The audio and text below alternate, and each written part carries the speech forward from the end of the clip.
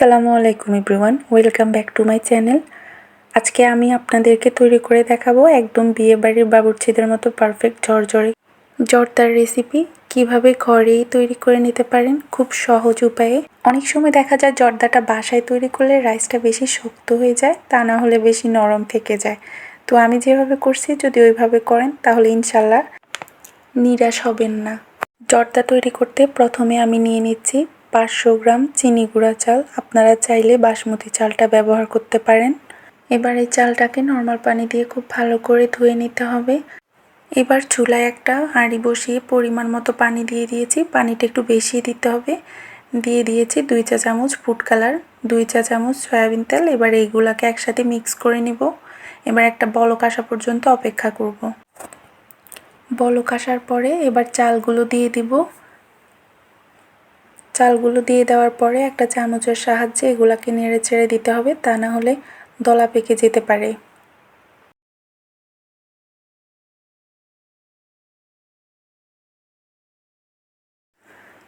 এই পর্যায়ে চুলার আঁচটাকে হাই হিটে করে চালগুলাকে 80% মতো রান্না করে নেব। এই চালটা রান্না হতে 6 থেকে 7 মিনিটের মতো সময় লাগবে। চালটা চাপ দিলে গলে যাবে, কিন্তু ভিতরে শাঁস থেকে যাবে, পুরোপুরি সিদ্ধ হবে না। এই পর্যায়ে বুঝে নিতে হবে রান্না হয়ে গেছে। চুলা থেকে নামিয়ে নিতে হবে। একটা স্ট্রেনারের মধ্যে পানি ঝরিয়ে শুকিয়ে নিতে হবে। গরম পানিতে বেশিক্ষণ রাখা যাবে না, তা না হলে সিদ্ধ হয়ে যাবে আবার।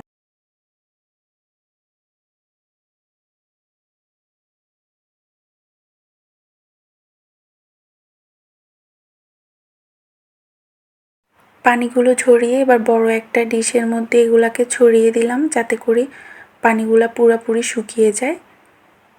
চুলায় একটা প্যান বসিয়ে দিব। যতটুকু চাল দিব ততটুকু চিনি দিব। আমি 500 গ্রামের মতো চাল নিয়েছি, তাই আমি 500 গ্রাম চিনি নিয়েছি। আপনারা চাইলে বাড়িয়ে কমিয়ে নিতে পারেন আপনাদের টেস্ট অনুযায়ী। দিয়ে দিলাম লং, এলাচি, দারচিনি, তেজপাতা, 1/3 কাপ পানি। দিয়ে দেব 2 টেবিল চামচ ঘি।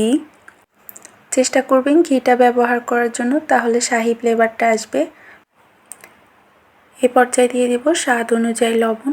অনেকে আছে মিষ্টিতে লবণ ইউজ করতে চায় না, কিন্তু লবণটা ইউজ করলে টেস্টটা ভালো আসে। এই পর্যায়ে দিয়ে দিব 1/3 কাপ পরিমাণ মাল্টার রস। মাল্টার রসটা দিলে টেস্টটা ভালো আসে, স্মেলটাও ভালো আসে।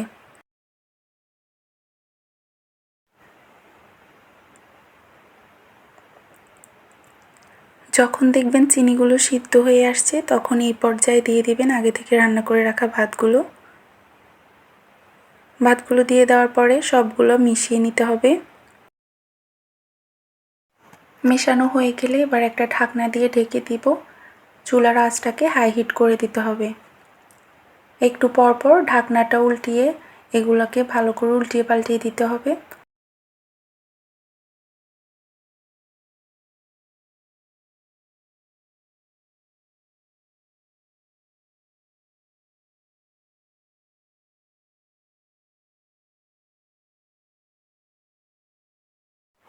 এবার এটাতে অ্যাড করে দিলাম 2 চামচ কেওড়ার জল, ফ্লেভারটা ভালো আসার জন্য।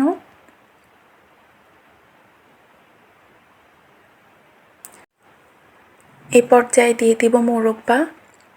আপনারা চাইলে কিশমিশ ইউজ করতে পারেন। মোরব্বাটা দিলে বেশি ভালো লাগে, তাই আমি মোরব্বাটা ইউজ করলাম। আপনারা চাইলে কিশমিশটাও ইউজ করতে পারেন। এবার এগুলাকে একসাথে উল্টিয়ে পাল্টিয়ে নিব।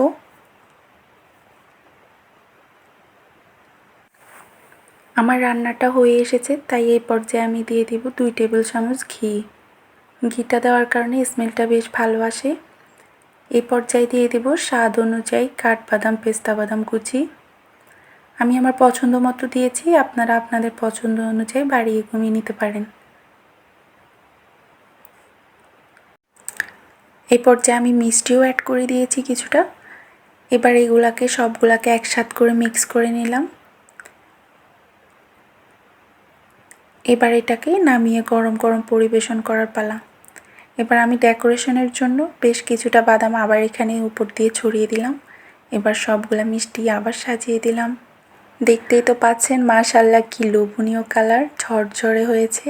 যদি আমার ভিডিওটা ভালো লেগে থাকে তাহলে লাইক সাবস্ক্রাইব করে আমার পাশেই থাকবেন নতুন নতুন ভিডিও পাওয়ার জন্য। Thank you.